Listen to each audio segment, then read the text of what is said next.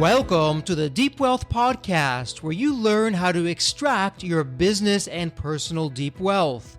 I'm your host, Jeffrey Feldberg. This podcast is brought to you by Deep Wealth and the 90-Day Deep Wealth Experience. When it comes to your business deep wealth, your exit or liquidity event is the most important financial decision of your life. But unfortunately, up to 90% of liquidity events fail. Think about all that time and your hard-earned money wasted. Of the quote-unquote successful liquidity events, most business owners leave 50% to over 100% of the deal value in the buyer's pocket and don't even know it. I should know. I said no to a seven-figure offer and yes to mastering the art and the science of a liquidity event. 2 years later, I said yes to a different buyer with a 9-figure deal. Are you thinking about an exit or liquidity event? Don't become a statistic and make the fatal mistake of believing the skills that built your business are the same ones to sell it. After all, how can you master something you've never done before? Let the 90-Day Deep Wealth Experience and the 9-step roadmap of preparation help you capture the best deal instead of any deal. At the end of this episode, take a moment and hear from business owners like you who went through the Deep Wealth Experience. Welcome to the Deep Wealth Podcast, and for this episode, we're going to do a deep dive. It's a solo episode on the 5 absolute best tips on why you must understand the buyer mindset. Now, before we get going, a heartfelt thank you. Our podcast, the Deep Wealth Podcast, as ranked by Listen Notes, is now in the top 5% of all podcasts globally, and we could not have done that without you. So thank you for helping us to really make a difference, pay it forward, and get the podcast out there.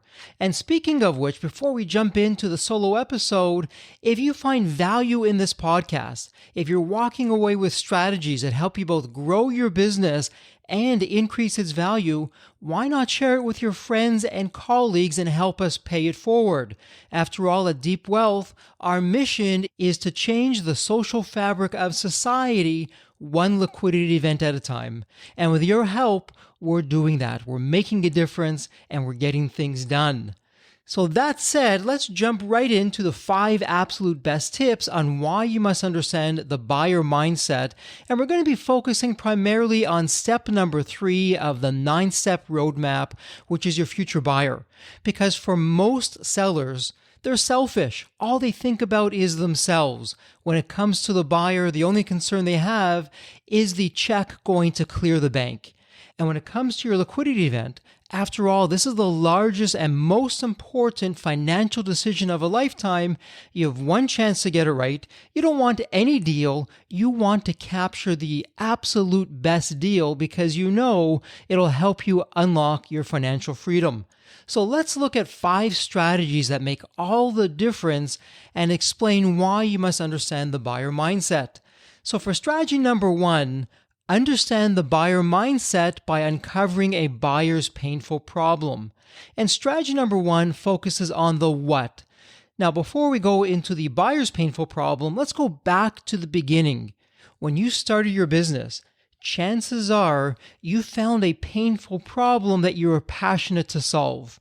And you went out there, you experimented, things that didn't work, you did less of, things that did work, you did more of, and before you knew it, you had customers. And over time, those customers became raving fans and you have a world-class business. Well, it's the same principle when it comes to your buyers. And as you know, at Deep Wealth, we're big proponents on having an auction, a competitive bid, where you have multiple buyers. Take a look at your business, and from the multiple buyers, you're going to choose the top 3 to 5 buyers who will move forward in the process. And as we like to say at Deep Wealth, when it comes to really making any decision, when you're selecting whether it be a buyer or an advisor, 1 is never a choice. 2 is a dilemma. It's only when you have 3 or more that you have a choice. And choice is power. So once you've identified the top 3 to 5 buyers, your mission for each buyer is to uncover the painful problem that's keeping them up at nights. And this is going to take some research. You're going to be going behind the scenes. Your buyer may tell you what the problem is, but most buyers don't. They keep the cards close to the chest. After all, from their perspective, the less you know, the better chance that they have on having a lower enterprise value. But we're not going to do that. So you're going to research the buyer. You're going to find out what is that painful problem. And once you know what that painful problem is, you and your team, you're looking into how does your business solve that problem? How does your business help get over that gap that the buyer has? Now, what you're going to be doing with that information is you're going to be collecting all this information in strategy number 1 and the other 4 strategies, and at one point, you're going to be including it in a powerful narrative. Once again, welcome to the art side of a liquidity event, because your enterprise value is not found in a complicated formula in a spreadsheet. Instead, it's what you do that's intangible. It can't be measured by a formula. And as we'll get to in strategy number 5, where we talk all about the narrative, a compelling narrative that's powerful, that creates a hope of a prosperous and bright tomorrow, that's what's going to move the dial for your deal certainty and your enterprise value. For strategy number 1, again, let's do a quick recap.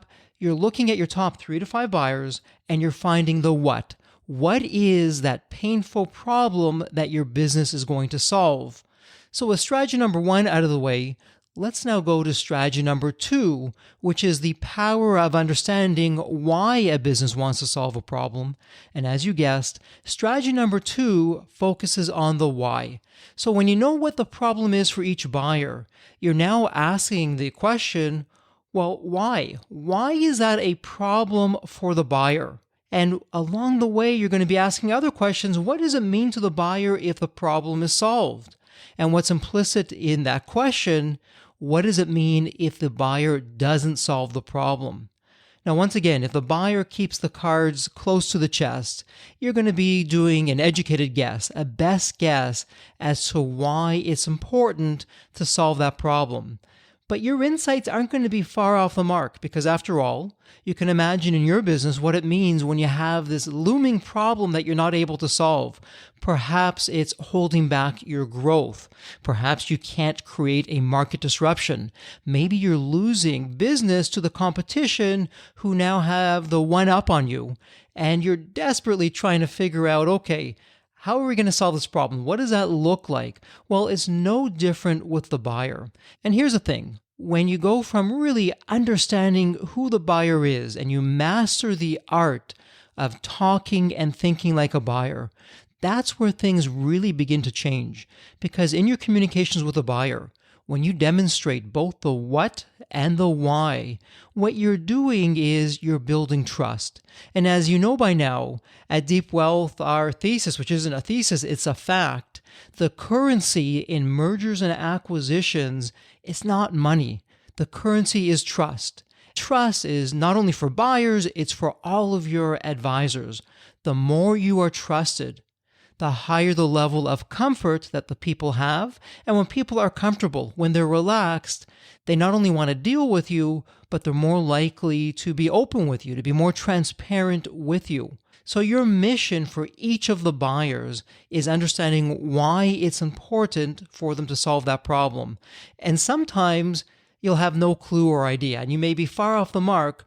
But remember, done is better than perfect. I'm going to share a quick story with you.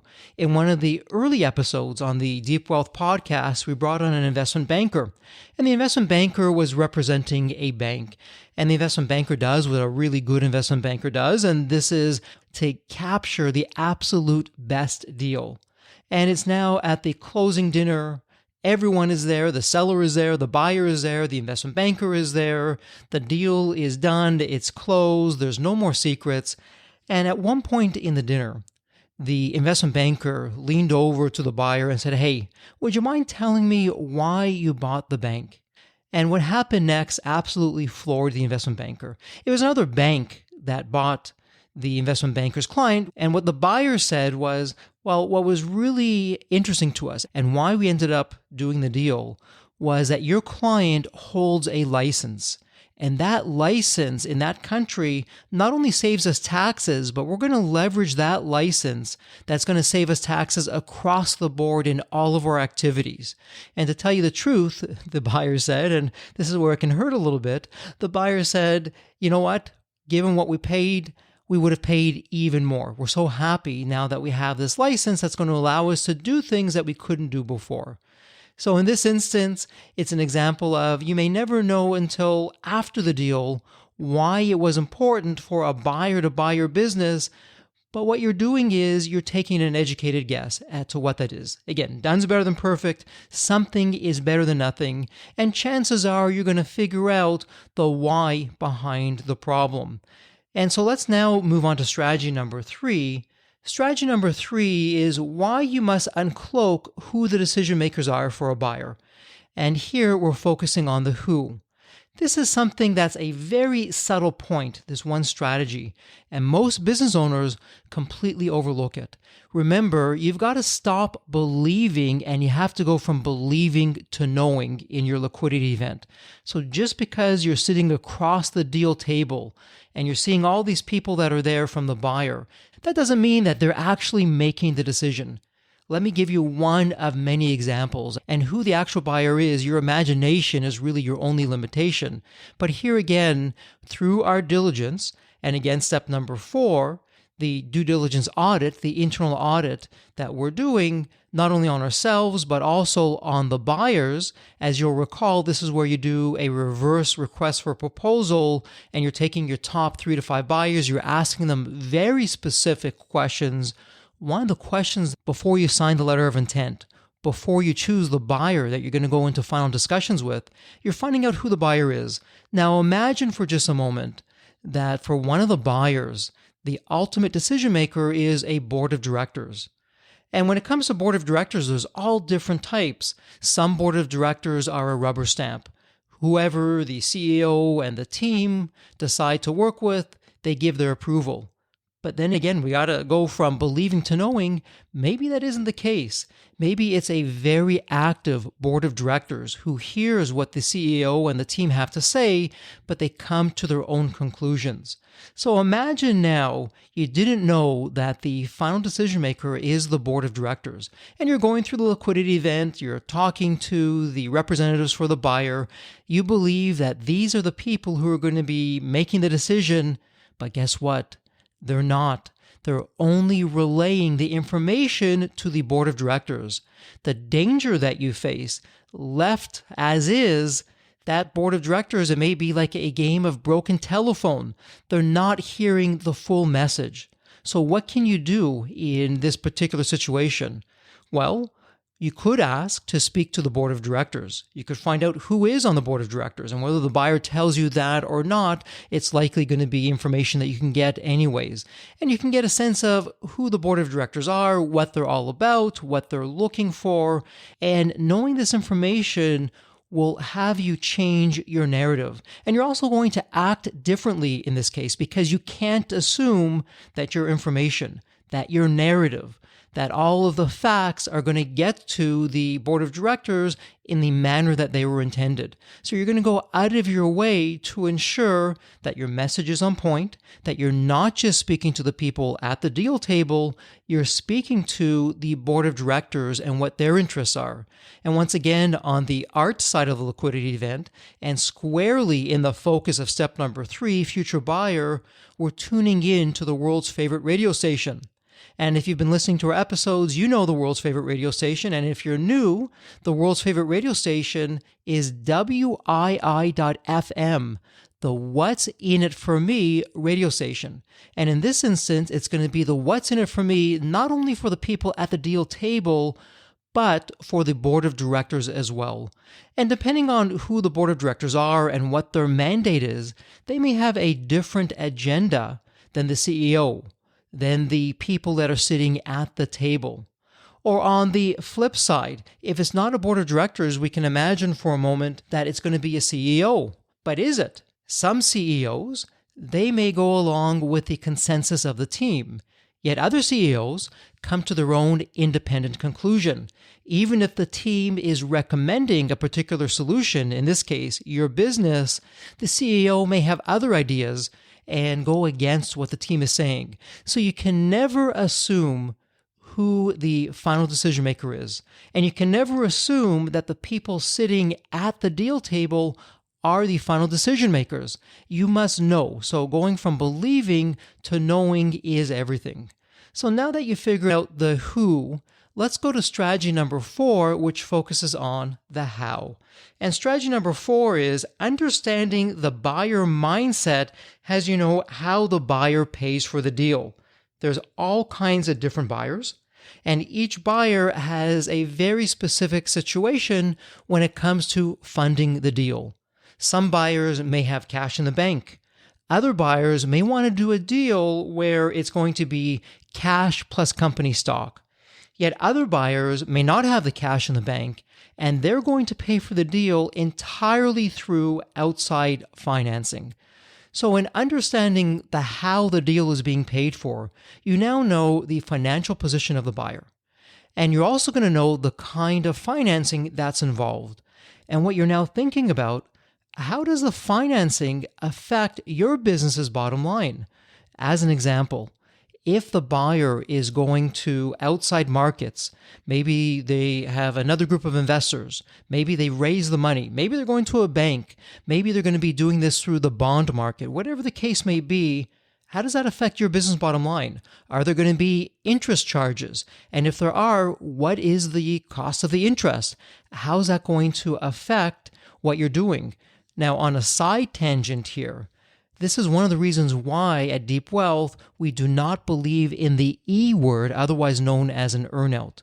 Let's just imagine for a moment that a buyer is using outside financing, and the buyer is passing through the financing costs onto your business. So your business with you is highly profitable. However, when you take the interest costs and you apply that to the business, your profits are going to go down. Maybe your profits go from profits to losses. Now, you're not going to have an earnout, but if you did have an earnout and it's based on the financial performance of the business, well, you could say goodbye to your earnout because in this instance, those financing costs are erasing the profits, which is likely what your earnout is tied to. So knowing how the buyer is paying for the deal is everything. And one of the things that you do in the 9-step roadmap in the Deep Wealth experience is you're taking a step aside and you're really thinking about well in advance, what are your deal points and your no-fly zones. So as an example, deal points are things that must absolutely be in the deal. If they're not in the deal, which also includes a letter of intent, you're walking away from the table. And your no-fly zones, if certain things are in the letter of intent, if they're also in the deal itself and it's not what you want, once again, you're walking away from the deal table or from that buyer. And this is where choice is so powerful in a liquidity event. When you have choice amongst different buyers, you can decide to take a pass. So let's do a quick thought experiment.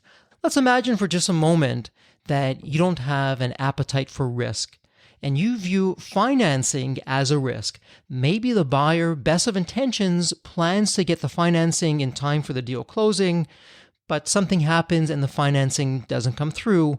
Well, guess what? You've lost the deal. Yes, there's penalty costs that the buyer will pay, but all of that time and that investment and yes, your costs, that's lost. You're then going to have to go to one of the other buyers. So in this instance, you're going to say to yourself, I don't have an appetite for financing. Let me focus on the other buyers where financing isn't required. Or on the flip side, maybe you're saying to yourself, you know what, I really like this buyer. I like what they bring to the table.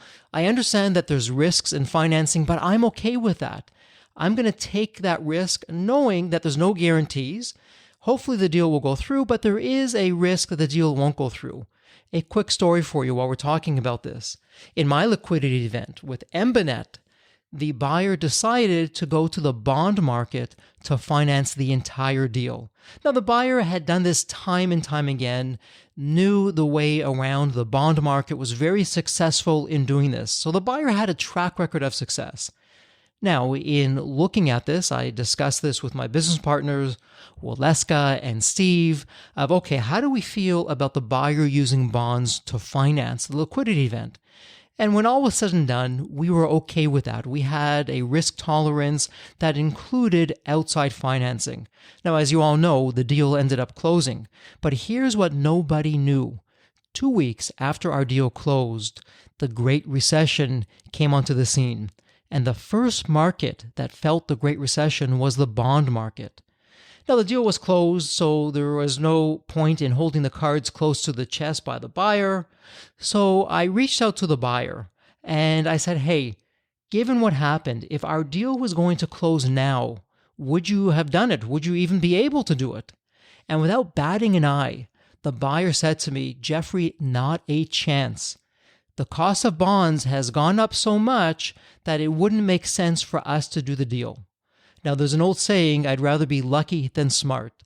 And truth be told, we were lucky. We had no idea that the Great Recession was coming. Now, this story outlines 2 important things for you to think about. Number 1, the risk appetite. Again, we went in eyes wide open. If the deal didn't happen, if it would have happened 2 weeks later, and the cost of bonds went up and the buyer pulled out of it, well, it would not have been a great day for us, but we also would have walked away saying, okay, you know what? We took that risk. We went in eyes wide open. But the second thing that it highlights, and this is so important, and this actually goes back to step number 4, internal audit. When it comes to selling a business, speed wins. Speed always favors the seller. Nobody knows what tomorrow brings. The less time that you're in market, the quicker you can close the deal. And the quicker that you close the deal, the more certainty that you have that the deal is going to get done.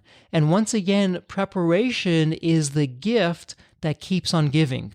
When you're prepared, you can tell the buyer in no uncertain terms how long it's going to take for due diligence. So as an example, going with this, let's suppose that you did a data privacy report and you also did a quality of earnings report.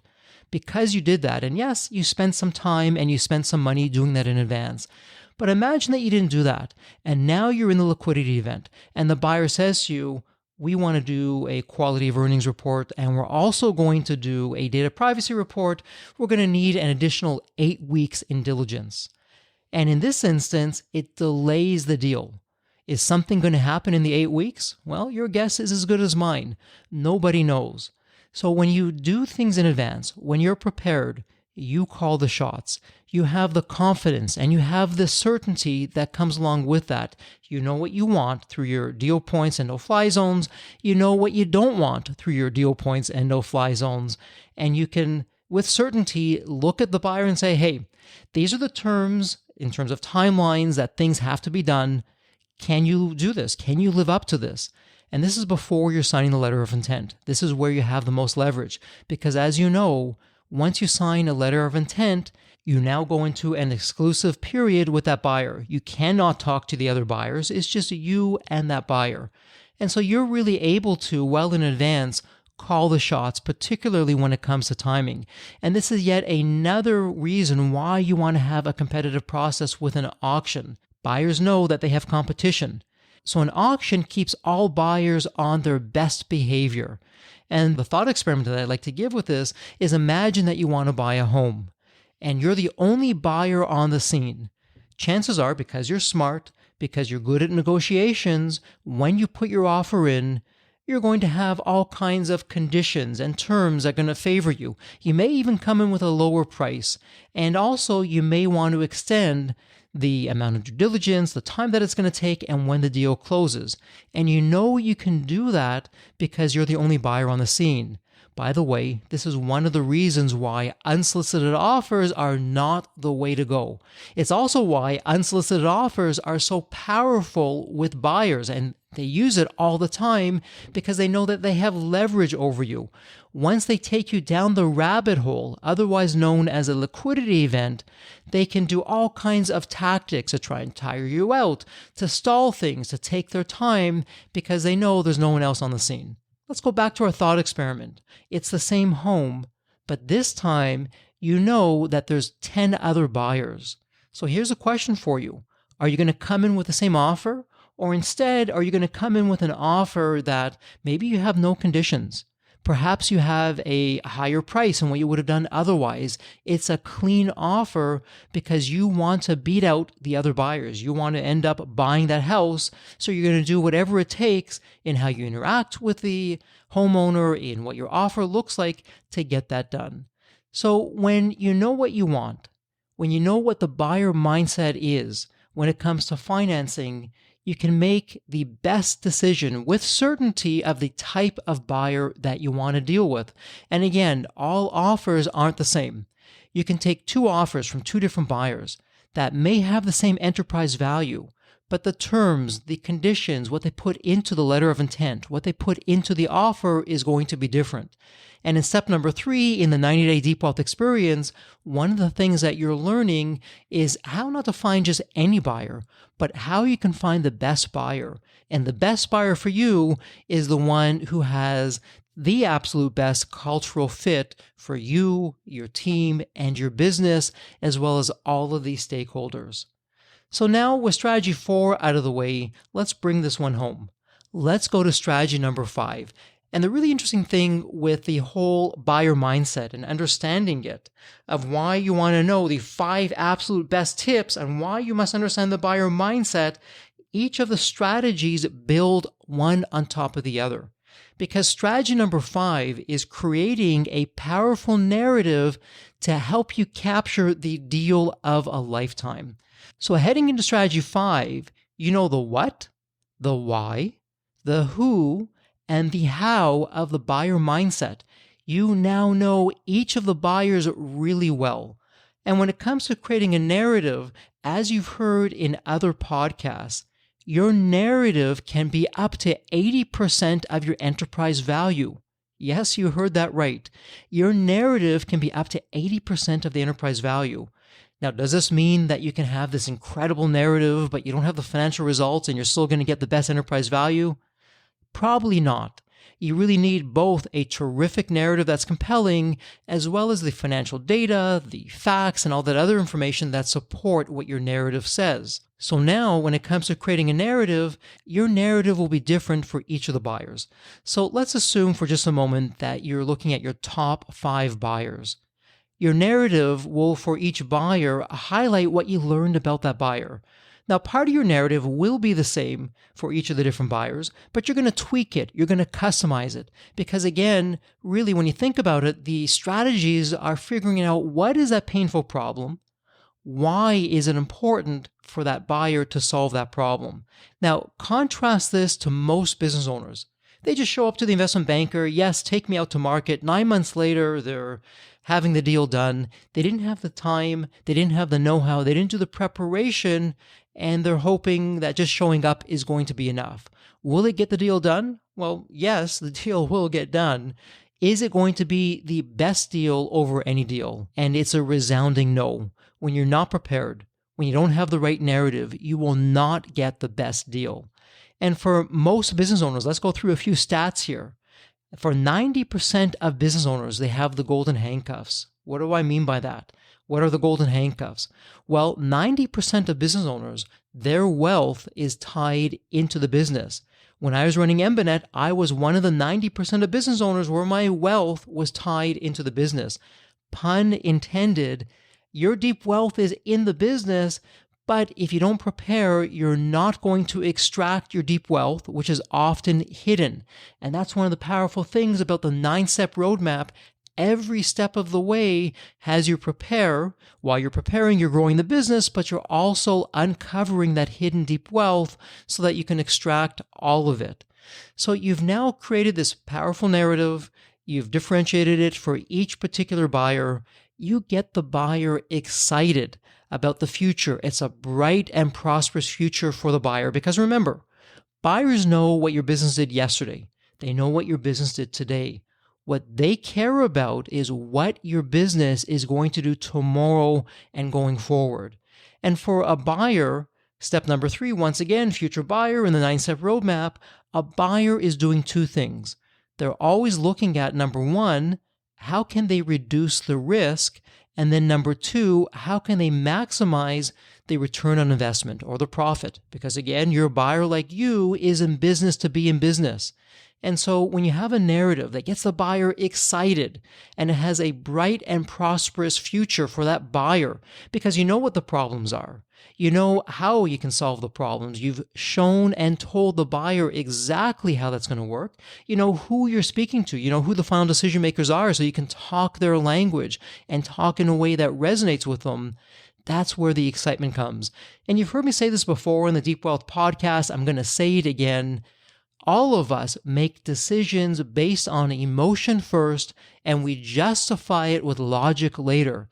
Even a buyer, when they're paying millions, tens of millions, hundreds of millions of dollars, they're making that decision based on emotion first. Now, they may not tell you that, but that's what they're doing. That's just how we're wired as people. And yes, buyers are people. And so when your narrative gets the emotions excited, and they see what your business is doing tomorrow and beyond, well, deal certainty, that's going to increase. Enterprise value is going to increase. Your narrative is also showing how your business adds strategic value to the buyer. Now, it doesn't matter if your buyer is a strategic buyer, whether it's a financial buyer, maybe it's a family office, it doesn't really matter. Whatever type the buyer is, you're going to show why and how your business solves that problem. And on a quick side note here, let me dispel a myth that's often out there with most business owners. Most business owners assume that it's their responsibility to know who the future buyer is going to be. I'd like you to get that notion out of your head right now. That is myth. That is not a fact. You're hiring an investment banker, and you are going to pay an investment banker a high success fee because it's your investment banker's mandate. This is what they do all day long, to cast a wide net and find the buyer for you. So chances are the buyer will not be your competition. The buyer will not be someone that you know. It may be a buyer that's not even in your marketplace, but wants to enter your marketplace because there's synergies with what your business does and what that buyer does. And when you understand the problem, maybe you realize that, hey, this particular buyer, they're in a completely different market, but our clients are maybe some of the same clients that they have or very similar to what they're doing. There are so many synergies here.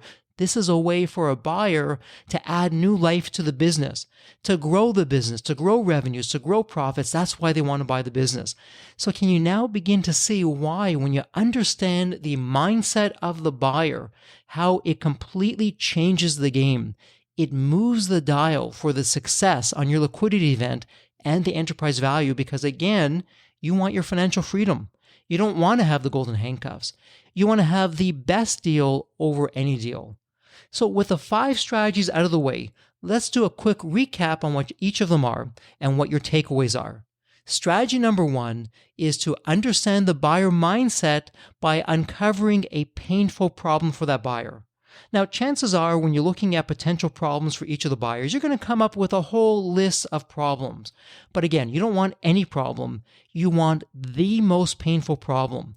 The more painful the problem, the better, because it's high on the buyer's priority to get that problem solved. Strategy number 2, the power of understanding why a buyer wants to solve the problem. So when you understand the why, it completely changes your interactions with the buyer. It changes your narrative. It changes what you're saying. Every interaction with the buyer, you are reminding them why your business is not a nice to have, but a must have. Strategy number 3, why you must uncloak who the decision makers are for a buyer. And here you learn you cannot assume that the people at the deal table are the final decision makers. Maybe it's a board of directors that you may or may not see. Maybe it's the CEO who's not going to go with a team consensus, but is making an independent decision. So when you know who the actual buyer is, you can now focus on that buyer. And on the art side of a liquidity event, when you learn about that buyer, what moves the dial for that buyer, you can communicate in a way that is refreshing to that buyer and give that buyer comfort and build up that trust. Strategy number 4 is understanding the buyer mindset as you know how the buyer pays for the deal. And here it's really your risk tolerance for the kind of financing, if financing is going to be involved, or if there's cash in the bank, or if you want stock. You have clarity going into your deal.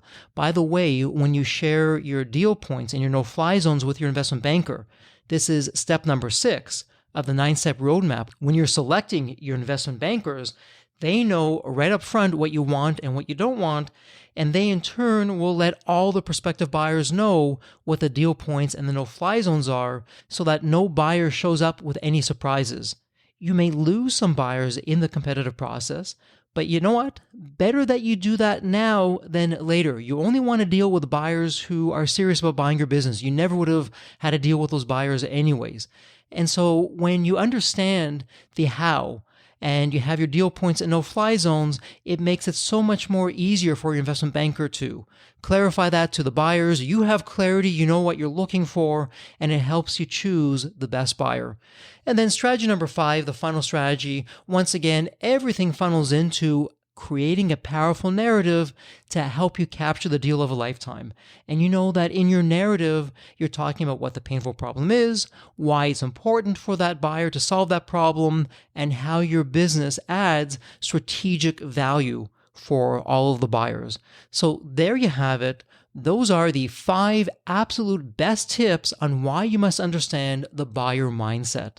So as we wrap this up, let me ask you a question. Did you find value from this episode? Are you walking away with something new that you didn't know before that's going to make all the difference for your business? And I'm hoping the answer is yes, because if it is, I have 2 questions for you. Can you help us pay this forward? Why not share the Deep Wealth podcast with your colleagues and friends? Have them become subscribers to the podcast. And speaking of being subscribers, are you getting automatically every one of our episodes showing up in your favorite app? If the answer is no, I encourage you to subscribe. There's a link in the show notes for you. It's a point and click. It doesn't get any easier. And this way, you're going to be saving time. You're going to be saving effort. And while you're at it, if you find value, why not help us pay it forward? Wherever you're listening to us, leave a review. Let other people know about us. Let's spread the word together. And then last, if you're thinking about a liquidity event, and maybe even some of your colleagues, some of your friends are thinking about having some kind of a liquidity event, why not go through the 90-day Deep Wealth experience? You learn the 9-step roadmap. These are the exact same strategies that we use for our 9-figure exit. This is what had us say no to a 7-figure offer, and the same strategies had us say yes to a 9-figure offer from a different buyer. So there you have it. And as we wrap this up, wishing you an absolutely terrific day. And as always, please stay healthy and safe.